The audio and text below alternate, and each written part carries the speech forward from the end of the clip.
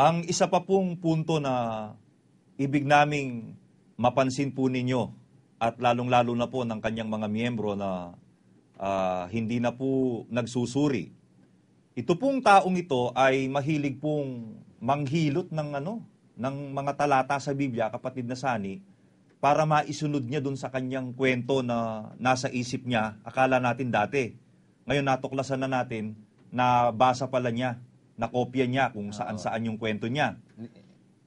Para mag-jive ngayon yung kwento niya sa salitang nasa Biblia, como hindi nga lalapat sa nasa Biblia, hinihilot niya ngayon yung talata. Pero alam niyo po bang yung panghihilot ng talata, itinatanggi po niya yan kapatid na Sani. At kay kapatid na Eli, binibintang sa atin Di ba? Pakinggan natin yung yung video niya. Sabi niya. Pakinggan po natin si Kapitang Kopya. Hinihilot po din mga kapatid. Hinihilot po ba'y talata? Hindi naman sila humihilot yung gawain paghilot. Sila gumagawa sa atin, bibintang. Hinihilot ba ang talata? Hindi naman Sabi niya. Sila kang humihilot sa atin ikay bibintang Pero tignan natin kung sino ang nanghihilot at kung sino ang nagbibintang na nanghihilot, kapatid na Sani. Patunayan natin na tayo hindi nagbibintang. Tayo nagbibintang. Kundi nagsasabi tayo ng totoo. Oo. At mahuhuli natin na sa mismong bibig niya, na siya mismo hinihilot niya yung kanyang sinasabing pagkakamali niya. Sige. Ayan. Kaya pag-aralan natin yan, kapatid na Rodel. Meron po siyang, dun sa isang topic niya, Brad Sani, na pinapatunog niya, dalawa daw ang binhi ni Abraham. Kaya dalawa po mga kapatid ang binhi ni Abraham, makalangit at makalupa. Di ba? Dalawa? Oo. Samantalang ang pangako sa Biblia, di ba sa iyong binhi. Basahin nga muna natin maganda yun. Yung Galatia 3:16.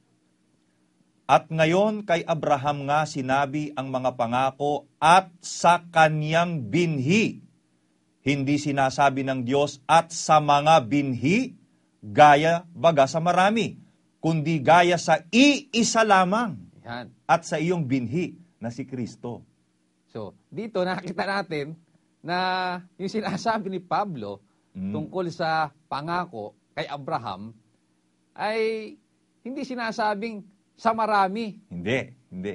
Kundi gaya sa iisa lamang. Oo, kapatid na Sani. Pero para dito kay Kapitang Kopya, ilang ba binhi ni Abraham? Ayon sa kanya po, dalawa raw ang binhi ni Abraham. Yan. Binhing makalangit at binhing makalupa.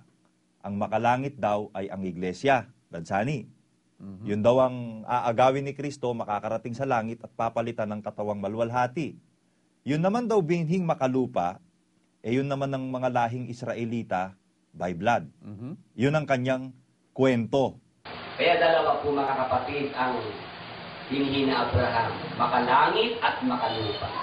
Yung mga anak ni Abraham na makalupa, sila po yung lahing Israelita. By blood. Sa dugo, mga kapatid. Sa laman. Pero yung mga anak ni Abraham na makalangit, ang iglesia po yun. Yung mga Kristiyano. Ngayon, tignan po natin, kapatid na Sani, kung paano niya ngayon maipalalabas itong kwento niya sa pamamagitan ng paghuhokus-pokus niya o paghihilot ng mga talata.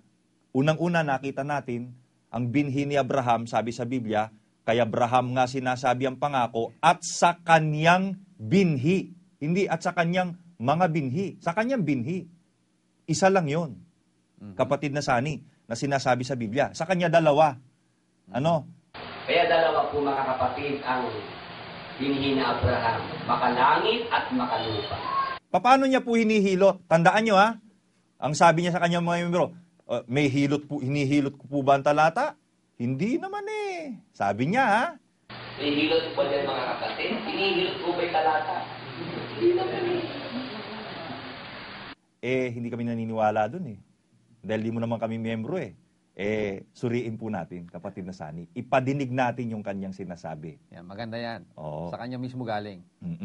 Sige, umpisa natin. Sabi ng Diyos kay Abraham, Abraham, hindi ka. Tingnan mo ang mga bituin sa langit. Bilangin mo. Kung mabibilang mo, maging ganyang karami ang iyong binhi. Di ba mga kapatid? Yabang pa magsalita no? Ano napansin Alam mo, mo? pinapagalitan si Abraham. Biro mo, Sani, papangakuan si Abraham, pinapagalitan. Bilangin mo, paano ba?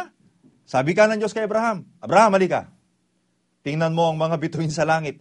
Bilangin mo! Kung mabibilang mo! Ang alam ko, si Abraham tsaka Antios magkaibigan. Magkaibigan, sinisigaw.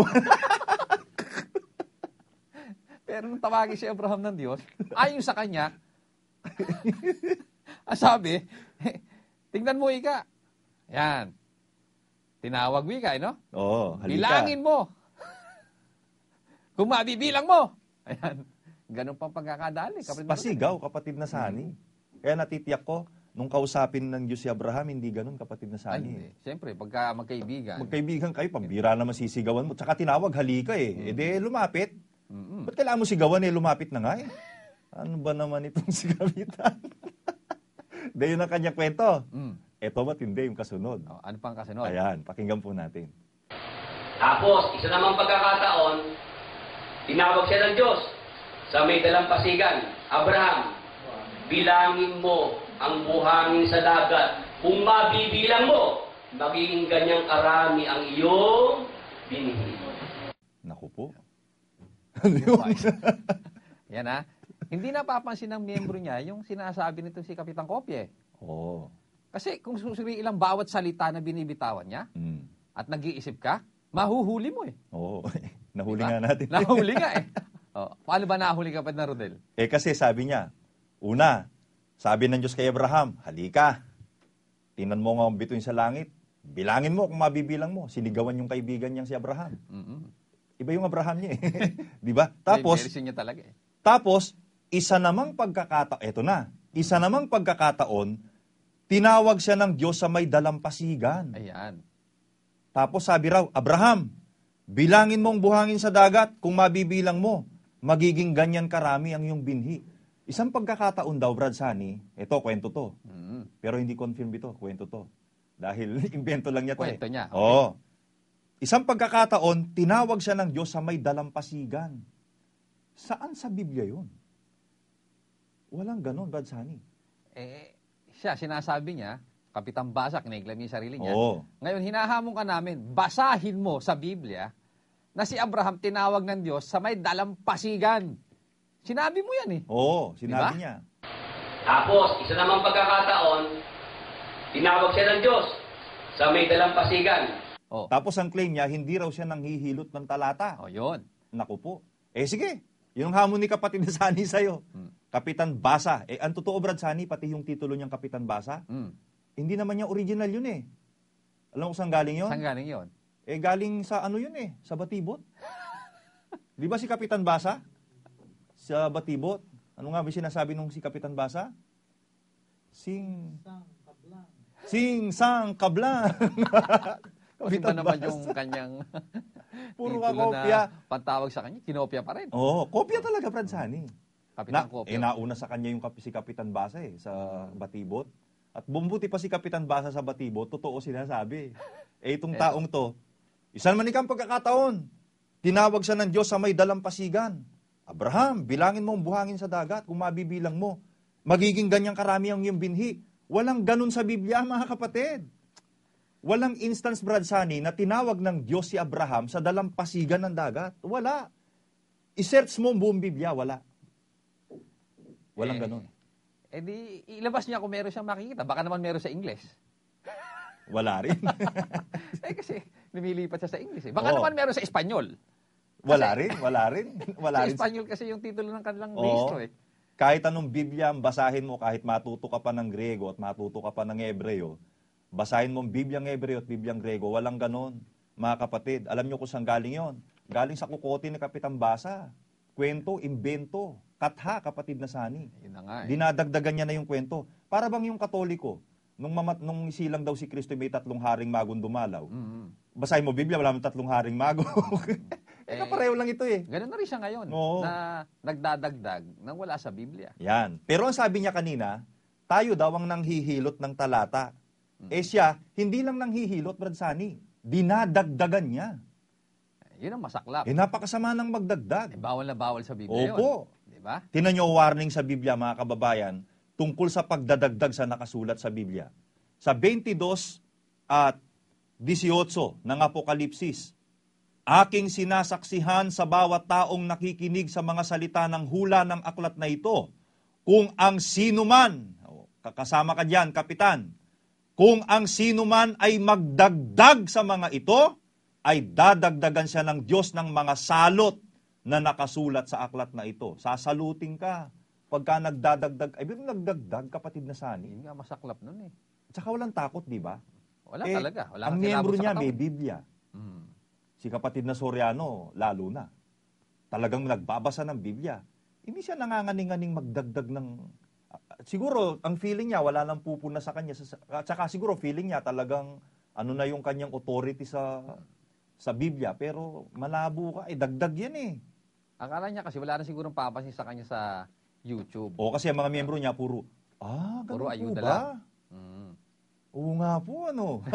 Kala mo, napakalalim na Naku, ako sa karunungan. ano ba to? Di ba? Isang pagkakataon daw, suriin nga natin sa Biblia, kapatid na Sani, yung mga pagkakataong kinausap ng Diyos si Abraham at ibinigay yung pangako na yun sa kanya. Tingnan natin kung may senaryo ba na tinawag talaga si Abraham sa dalampasigan ng dagat. Tignan natin. Tignan natin. Merong ganong instansya. Opo. Eto basahin natin ng Henesis 15:5. At siya'y inilabas at sinabi, tumingala ka ngayon sa langit at iyong bilangin ang mga bituin kung mabibilang mo. At sa kanya'y sinabi, magiging ganyan ang iyong binhi. Tuloy mo sa 6, tingnan natin. At sumampalataya siya sa Panginoon at ito'y ibinilang na katwiran sa kanya. Sa 7, at sinabi sa kanya, ako ang Panginoon na nagpaalis sa iyo sa Ur ng mga Kaldeo upang ibigay sa iyo ang lupaing ito na manahin mo. Wala. Kahit ituloy mo, tapusin mo yun, walang. At pagkatapos, isa naman pagkakataon, tinawag siya ng Diyos sa may dalampasigan ng dagat. Walang ganon, wala. Walang ganyan. Wala. Ito pa isa pang pagkakataon na inulit yung pangako na yan, kapatid na Sani. Sa 22:17 naman, o 22:15 ng Henesis hanggang 17. At tinawag ng anghel ng Panginoon si Abraham na ikalawa mula sa langit. At sinabi, sa aking sarili ay sumumpa ako, anang Panginoon, sapagkat ginawa mo ito, at hindi mo itinanggi sa akin ang iyong anak, ang iyong bugtong na anak.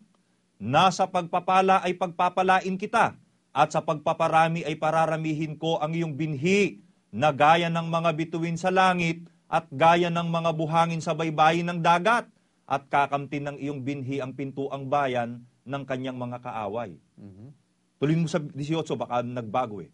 At pagpapalain sa iyong binhi ang lahat ng bansa sa lupa sapagkat sinunod mo ng aking tinig. Tuloy pa natin konti. Sa gayoy nagbalik si Abraham sa kanyang mga alila at nagsitindig at sama-samang nagsiparoon sa Beerseba at tumahan si Abraham sa Beerseba. Wala eh. Wala talaga eh. At alam mo kung nasaan si Abraham yan nung pangakuan ng ganyan? Nasaan? Nasa isang bundok sa lupay ng Moria. Malayo sa dagat. Wala sa pasikan. Wala ko po. Kaya itong ginagawang kwento nitong si Kapitan, maniwala ka, mga kapatid at mga kababayan, lalo na po yung mga miyembro niya, kayo po concern namin eh. Kung siya lang po, malabo na to eh. Malabo Madaling na. naisip eh. Oo. Biro mo sa dami ng narinig mong mga katuwiran kay kapatid na Eli at kay kapatid na Daniel, naisip mo pang magrebelde, wala ka ng pag-asa eh. Kaya nga binigay ka na kay Satanas eh. Kasi you belong to him. Yeah. Ganon kasi. O, yun ang sulok mong takda sa ilalim ng araw. Yun ang pinili mo kasi.